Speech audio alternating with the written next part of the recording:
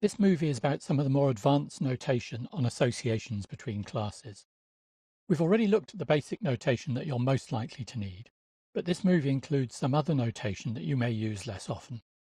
I'll explain constraints on and between associations, then look at the ownership of association roles, and finally give an example of an association class. There are two specific constraints that apply to an association role that are relevant if the association role has a multiplicity greater than 1. These are ordered, which constrains the elements at the end of the association to be ordered in some way so that they can be mapped to integers, and unique, which constrains the elements at the end of the association to be unique. In the example here, both apply to the events role. The events must be in a specific order based on time of day, and they must be unique, so there can't be two events with the same action for the same time. If you were implementing this association in a programming language, the possible logical combinations of ordered and unique map to different kinds of collection classes shown in the table. So for our requirement that this association is ordered and unique, we would require an ordered set. In Java, this could be an instance of the class Java util sorted set, for example.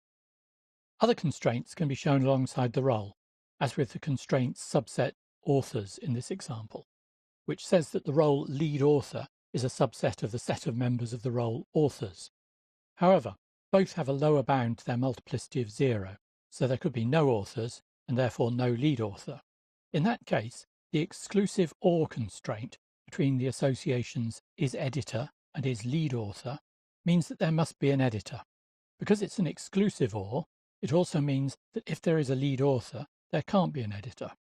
Constraints like these can be shown in notes attached to elements in the diagram and can be written in object constraint language, a formal language for specifying constraints that's part of the UML family of standards maintained by the Object Management Group. We've looked at the navigability of associations in an earlier movie, shown with an open arrowhead on the end of the association. The other piece of notation that you may see at the end of the association is a black dot, which according to the UML specification must be smaller than half the height of the diamond used for composition or aggregation. The dot means that the role at that end of the association is owned by the class at the other end. This typically means that the class contains an attribute that holds the references to the object instances connected via the association. So here, the attributes schedule in timed event and events in schedule mean that those two classes own the opposite ends of the association.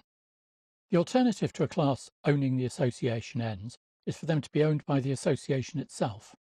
In some cases, there is data associated with the association, in which case an association class can be used to hold all the attributes. The example here shows the association class trigger, which holds attributes that don't belong either to the sensor class or the triggered event class, but which are part of the trigger that links them together. Now let's look at how you would add these elements of notation to your class diagrams. Here's the domain diagram from our earlier work. We'll start by adding the ordered and unique constraints to the composition relationship end for events. I right-click on the relationship end and select role, which is source role in this case. There's a property of the role which is called ordered. If I set that to true, exit out, it's added it alongside the multiplicity. Let's go back into that dialog. The allow duplicates property, which is currently set to false, looks like it should be the inverse of the unique constraint, but in EA, changing it doesn't get reflected in the diagram. I'll change it back to false. Instead, I can use the constraints property and set the value unique in that. As you can see, I now have two constraints in separate braces. That may be fine, but I'd like them in the same pair of braces, so I can change it so that ordered and unique are both in the constraints property and set ordered back to false. I separate the two constraints with a comma. If you're going to be generating code from your model, you should set the ordered and allow duplicates properties correctly. If you're only concerned with what appears on the diagram, you can do it as you wish. Bear in mind that different modeling tools may handle this differently. There aren't any constraints I want to apply to associations or pairs of associations, as in the examples in the slide, but I need to add a constraint to say that end date must be greater than or equal to start date in schedule. I can add this using a constraint note. I select Constraint from the common elements in the toolbox. When I add it to the diagram, it opens up a dialog box. The type of the constraint is that this is an invariant, which means that it must always be true. I type in end date is greater than or equal to start date and save it. You can see that it's appeared in a note on the diagram, and I can link this to schedule using the quick linker. Now I'm going to change the ownership of the ends of this composition relationship. As part of doing that, I'm going to set the multiplicity of the schedule end and give it a role name. So I right-click on that end and select Target Role. The target is over here on the right. I'll give it the name Schedule, and I'll set the multiplicity to 1. Ownership is in the Advanced section of the properties. So if I click on Advanced and scroll down, there's a property called Owned. I set that to be true. Let's have a look at the result. You can see that the dot has been added to the relationship. I'll do the same for the other end. I go down to the Advanced section and set the Owned property to be true. While I'm at it, I'm also going to set the navigability of the schedule end to be navigable. Just move some of these labels around to tidy it up.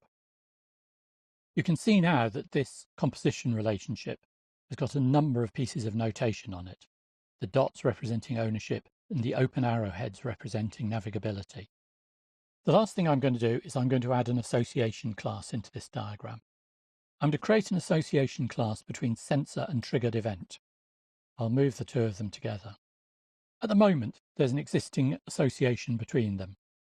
I'm going to delete that so that I can add an association class. The association with an association class attached to it is in the class relationship section of the toolbox, and it's the line with a little square hanging off it. I select it and I drag from one class to the other, in this case from sensor to triggered event. I'll name the class Trigger with a capital T. You can see that the association class has been added as well as the association, and it hangs off the association with a dashed line. I'm going to add some attributes. As a minimum, this will have a sensor attribute of type sensor and a triggered events attribute of type triggered event. The multiplicity of the first is going to be 1, and the multiplicity of triggered event is going to be 0 ... So I'll change that. You can see that the attributes have appeared in the association class.